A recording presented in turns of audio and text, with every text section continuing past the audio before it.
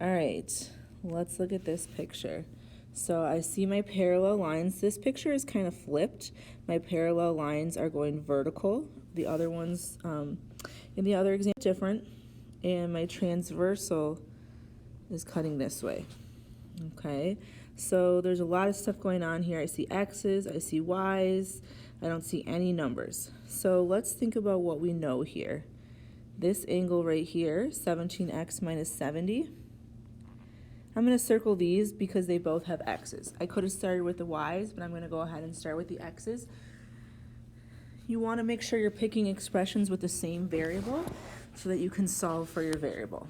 Now, these types of angles, what type of angles? And if you need to rotate the picture or your iPad, these are alternate, the red ones right here are alternate exterior angles, alternate exterior. So go back, look at your notes if you need to, and ask yourself, alternate exterior angles, should these be congruent or supplementary, equal or adding to 180?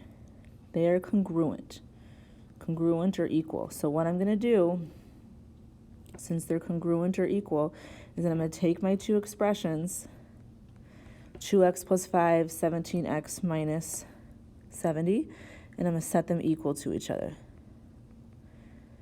Now, I would encourage you to pause the video and try solving this equation on your own. See how your algebra skills are from last year. All right, I will walk through it to help you, but try, see how far you can get, see what you get for x.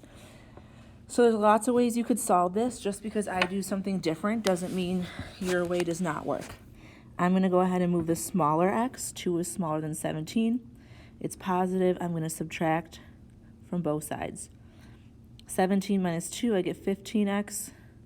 I bring down the minus 70, bring down the equals. 2x minus 2x makes a 0, so I'm going to cross them off, bring down the 5. Next, I'm going to get my constants, my numbers together. It's a negative 70. The opposite is adding. So I get 15x on the left equals 75. Lastly, I divide by 15, and x is 5. Okay, I'm going to highlight that just so I don't lose it. Then I also need to find what these angles equal. So I can use either expression. I can use 2x plus 5 if I want to, and I'm going to go ahead and change the x. I'm going to put parentheses where the x are. I'm going to put in 5. So 2 times 5 is 10, plus 5 is 15. Okay, so this is not to scale, but it looks like that's 15 degrees. All right, if I look over here, 17x minus 70, if I put in 5, 17 times 5 is 85, minus 70 is 15. So I know my answer is right because I have 15 and 15. So you have a couple of choices. I would go ahead and fill out the rest of the angles. So do 180 minus 15 to figure out your other angle. So 165. I'm going to fill out all the angles. 15, 165, 165, 165, 15.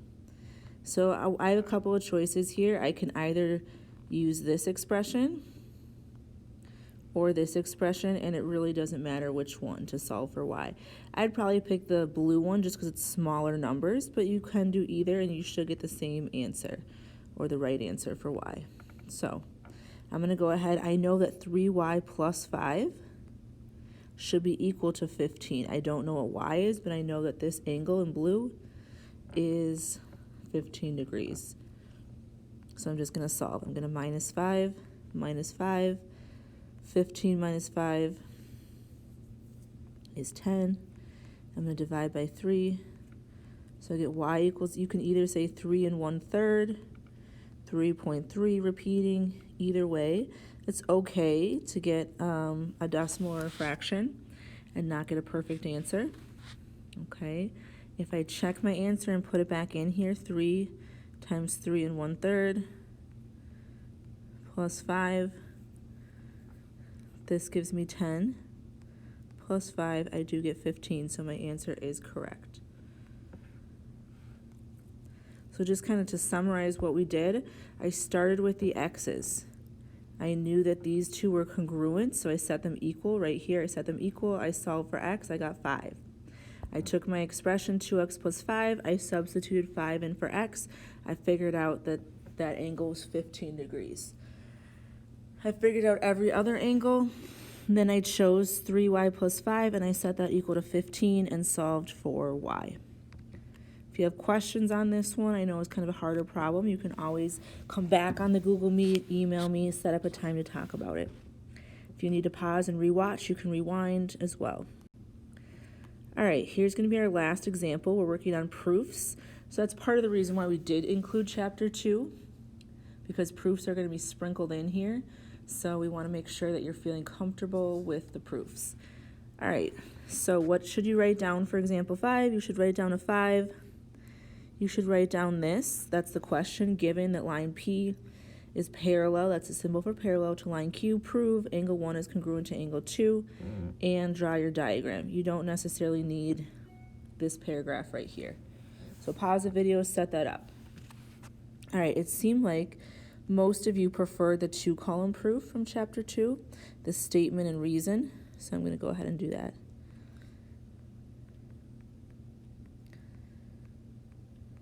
All right, so hopefully you remember, but think back to Chapter 2, and I told you what should always be the first line of your proof. Always, always the first line of your proof is what is given to you. So this should be your first line because that was given to you. Whoops, let's do a color you can read a little better. So line P is parallel to line Q. My reason, given. Now my goal here is to prove that angle 1 is congruent to angle 2. That is my goal. What else do we know? What else do we know?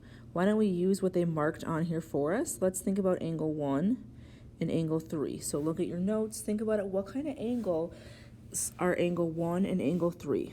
As kind of a hint here, angle 1 is in the bottom right position, and angle 3 is in the bottom right. So these are corresponding angles. Look back at your notes. Are corresponding angles congruent or supplementary? I always think corresponding starts with a C, congruent starts with a C. So they're congruent. So I'm going to go ahead and say angle 1 is congruent to angle 3. My reason is going to be corresponding angles. Corresponding angles are congruent.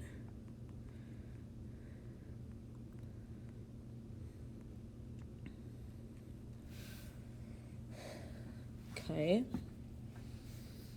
Next, now that I know something about 1 and 3, let's talk about angle 3 and angle 2. 3 and angle 2. What kind of angles are angle 3 and angle 2? Think back to Chapter 1. Those are vertical angles. Are vertical angles, look at your notes, are vertical angles congruent or supplementary? Those are congruent, so I'm going to say angle 2 is congruent to angle 3. My reason is going to be vertical angles. Now, let me erase what I can on here. Okay, so I know that angle 1 and 3 are congruent, 2 and 3 are congruent. So if 2 is congruent to 3 and 3 is congruent to 1, I can conclude then that angle 1 is congruent to angle 2, which is my goal. If you look up here, that was my goal. And what property did we use? What property was that? The transitive property.